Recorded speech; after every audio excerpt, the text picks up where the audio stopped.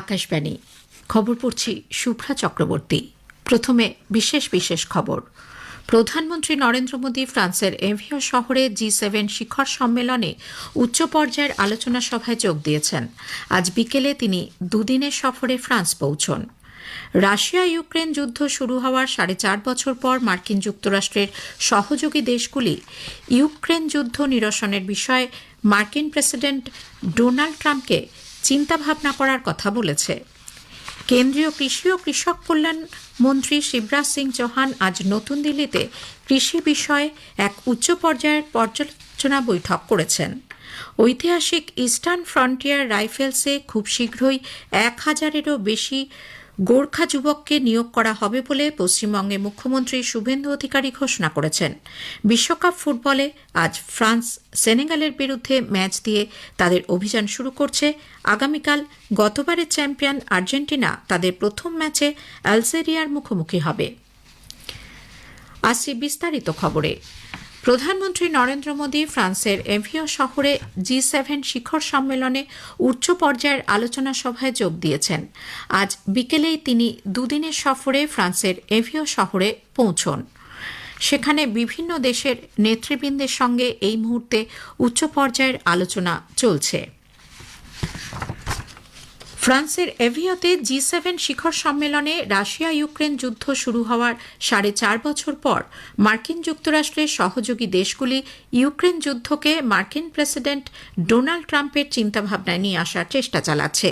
এই সম্মেলনের উদ্যোক্তা ফ্রান্সের রাষ্ট্রপতি ইমানুয়েল ম্যাক্রো বলেছেন, তিনি চান ট্রাম্প ইউক্রেনকে সাহায্য চালিয়ে যাক এবং একটি শান্তি চুক্তি স্বাক্ষর করার জন্য রাশিয়ার ওপর চাপ বৃদ্ধি করুক। প্রেসিডেন্ট ট্রাম্প ইউক্রেনকে সাহায্য কাটছাট করার পর ফ্রান্স এবং তার ইউরোপীয় বন্ধু দেশগুলি এখন কিভকে সৈন্য এবং আর্থিক সহায়তা দিচ্ছে। ইউক্রেনের রাষ্ট্রপতি ভলোদিমির জেলেনস্কি আজ সকালে G7 নেতাদের সঙ্গে বৈঠক করেন। 75 মিনিটের জন্য নেতারা একত্রিত হয়েছিলেন। উল্লেখ্য, প্রায় 3.5 মাস ধরে চলা ইরানের বিরুদ্ধে মার্কিন যুক্তরাষ্ট্রের যুদ্ধ শেষ হওয়া সংক্রান্ত ট্রাম্পের ঘোষণার পরেই ইউক্রেনের বিষয়টি গুরুত্ব পায়। ট্রাম্প আজ বলেছেন, তিনি জেলেনস্কির সঙ্গে আলাদা করে বৈঠক করবেন। এখন তিনি ইউক্রেনের ওপর মনোনিবেশ করতে চান বলেও জানিয়েছেন মার্কিন প্রেসিডেন্ট। আমেরিকার ওপর এই যুদ্ধের প্রভাব সীমিত হলেও এই যুদ্ধে নিহতদের জন্য তিনি শোক প্রকাশ করেন। ইরান আজ বলেছে, মার্কিন যুক্তরাষ্ট্রের সঙ্গে যুদ্ধ শেষ করার জন্য ইসরায়েলকেও লেবানন থেকে সৈন্য প্রত্যাহার করতে হবে। ইরানের বিদেশমন্ত্রী আব্বাস আরাকচি বলেন, ইরান ও আমেরিকার মধ্যে যে সমঝোতা হয়েছে তা দক্ষিণ লেবাননে ইসরায়েলের লাগাতার আক্রমণের ফলে লঙ্ঘিত হচ্ছে। লেবানন চূড়ান্ত চুক্তির অংশ কিনা আমেরিকা তাও স্পষ্ট করেনি। এদিকে ইসরায়েলের প্রধানমন্ত্রী বেনিয়ামিন নেতানিয়াহু গতকাল এই চুক্তিকে মার্কিন প্রেসিডেন্ট ডোনাল্ড ট্রাম্পের সিদ্ধান্ত বলে বর্ণনা করে জানিয়েছেন, ইসরায়েলের নিজস্ব অগ্রাধিকারের বিষয় রয়েছে এবং যতক্ষণ পর্যন্ত প্রয়োজন হবে লেবাননে তারা বাফার জোন রাখবে। কেন্দ্রীয় কৃষি ও কৃষক কল্যাণ মন্ত্রী শিবরাজ সিং চৌহান আজ নতুন দিল্লিতে কৃষি বিষয়ে এক উচ্চ পর্যায়ের বৈঠক করেন। দেশে 2026-এর খরিফ মরশুমের আগে প্রস্তুতি পর্ব নিয়ে সবিস্তারে পর্যালোচনা হয়। কৃষি মন্ত্রক এক বিজ্ঞপ্তি জারি করে জানিয়েছে, সম্ভাব্য এল নিনো পরিস্থিতির প্রেক্ষিতে কৃষিমন্ত্রী তুলোর উৎপাদন বাড়ানোর উপর বিশেষ জোর দিয়েছেন। এর পাশাপাশি ডাল উৎপাদনে স্বনির্ভরতা অর্জন এবং যে সমস্ত জেলায় কম বৃষ্টির সম্ভাবনা আছে সেখানকার কৃষকদের জন্য ক্ষতিপূরণ নিয়েও আলোচনা হয়েছে। তিনি স্পষ্ট জানিয়েছেন, প্রধানমন্ত্রী নরেন্দ্র মোদীর নেতৃত্বে সরকারের মূল অগ্রাধিকার হচ্ছে কৃষকদের স্বার্থ রক্ষা। অরুণাচল প্রদেশ, অসম, মেঘালয়, হিমালয় সন্নিহিত পশ্চিমবঙ্গ এবং সিকিমে আগামী রবিবার পর্যন্ত ভারী থেকে অতি ভারী বৃষ্টির পূর্বাভাস দিয়েছে ভারতীয় আবহাওয়া দপ্তর IMD। তামিলনাড়ু, পুদুচেরি এবং কারাইকালে শুক্রবার পর্যন্ত এবং বিহার, কেরালা ও মাহেতে আজ ভারী বৃষ্টির পূর্বাভাস দেওয়া হয়েছে। অন্যদিকে দিল্লি, চণ্ডীগড়, হরিয়ানা, পাঞ্জাব, হিমাচল প্রদেশ, কর্ণাটকের অন্তর্বর্তী এলাকা, জম্মু কাশ্মীর, দাদর, লাদাখ, ঝাড়খণ্ড, মধ্যপ্রদেশ এবং মহারাষ্ট্রে আজ ঘণ্টায় 50 কিলোমিটার বেগে ঝোড়ো হওয়ার সঙ্গে বজ্রবিদ্যুৎ সহ বৃষ্টির সম্ভাবনা। এদিকে পশ্চিম রাজস্থানের বিভিন্ন এলাকায় আজ ধূলিঝড়ের কমলা সতর্কতা জারি করেছে IMD।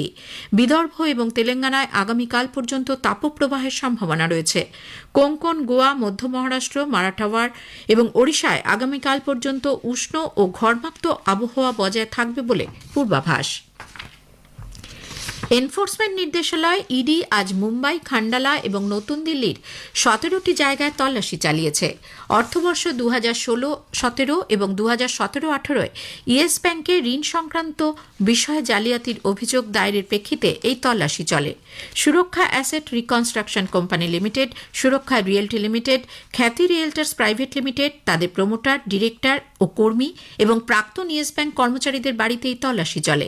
ইডি জানিয়েছে, অর্থ তছরূপ মামলায় কিছু অ্যাসেট রিকনস্ট্রাকশন কোম্পানি এবং ইয়েস ব্যাংকের মধ্যে যোগসাজশ থাকার অভিযোগে এই তল্লাশি অভিযান চালানো হয়েছে। সুপ্রিম কোর্ট আজ ত্রিপুরা রাজ্য নির্বাচন কমিশনকে গ্রাম কমিটিগুলির নির্বাচন এক দফায় আগামী 27শে সেপ্টেম্বর করার নির্দেশ দিয়েছে। এই গ্রাম কমিটিগুলি রয়েছে ত্রিপুরা আদিবাসী অঞ্চল স্বশাসিত জেলা পরিষদের অধীনে। বিচারপতি জয়মাল্য বাগচি ও বিচারপতি বিপুল এম পাঞ্চলির বেঞ্চে আজ ত্রিপুরা রাজ্য নির্বাচন কমিশনের পক্ষে অ্যাটর্নি জেনারেল আর ভেঙ্কটরামানি একটি দফায় সমগ্র নির্বাচন করানোর আর্জি পেশ করেন। ত্রিপুরা সরকারের পক্ষে সলিসিটর জেনারেল তুষার মেহতা অ্যাটর্নি জেনারেলের সঙ্গে এ বিষয়ে সহমত হন।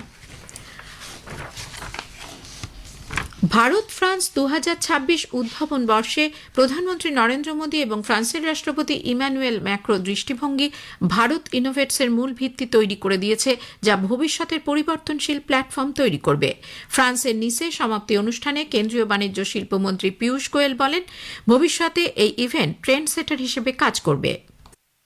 We had received nearly 300,000 different inputs from all over the country, and Prime Minister Modi made sure that each input was addressed, was looked into, and at the end of it what came out was, I think, a labor of love that we came up with a policy that by and large across the country, and if I may dare say across the world, has been recognized as the game changer which will allow education in India to become more relevant. এই খবর শুনছেন আকাশবাণী থেকে। ঐতিহাসিক eastern frontier রাইফেলসে খুব শীঘ্রই 1000-এরও বেশি গোর্খা যুবককে নিয়োগ করা হবে বলে মুখ্যমন্ত্রী শুভেন্দু অধিকারী ঘোষণা করেছেন। দার্জিলিংয়ে তাকে স্বাগত জানাতে কার্শিয়াংয়ে আয়োজিত এক জনসভায় মুখ্যমন্ত্রী দেশমাতৃকার সুরক্ষায় গোর্খা সেনার আত্মত্যাগ ও বীরত্বের প্রতি শ্রদ্ধা নিবেদন করেন। তিনি অভিযোগ করেন, পূর্বতন তৃণমূল কংগ্রেস সরকার ইস্টার্ন ফ্রন্টিয়ার রাইফেলসে নিয়োগ প্রক্রিয়া বন্ধ করে দিয়েছিল। রাজ্য পুলিশ বাহিনীতেও খুব শীঘ্রই নিয়োগ প্রক্রিয়া শুরু হবে বলেও তিনি জানান। রাজ্যে বিজেপি সরকার ক্ষমতায় আসার পর প্রথম বিধানসভা অধিবেশন বসতে চলেছে আগামী 18 জুন। এই অধিবেশনেই নতুন সরকারের প্রথম বাজেট পেশ হবে। সকাল 11টায় রাজ্যপালের ভাষণের মাধ্যমে অধিবেশন শুরু হবে। 19 জুন শোক প্রস্তাব গ্রহণ করা হবে। 22 জুন রাজ্য বাজেট পেশ করা হবে বিধানসভায়।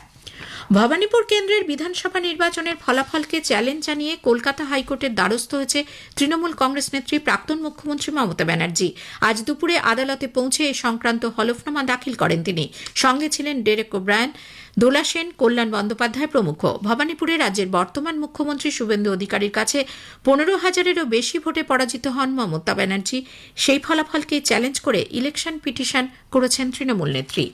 এবার বিশ্বকাপের খবর। মার্কিন যুক্তরাষ্ট্রের নিউ জার্সি স্টেডিয়ামে ফিফা বিশ্বকাপ ফুটবলে আজ ফ্রান্স সেনেগালের মুখোমুখি হবে। খেলা শুরু হবে ভারতীয় সময় রাত 12:30টায়।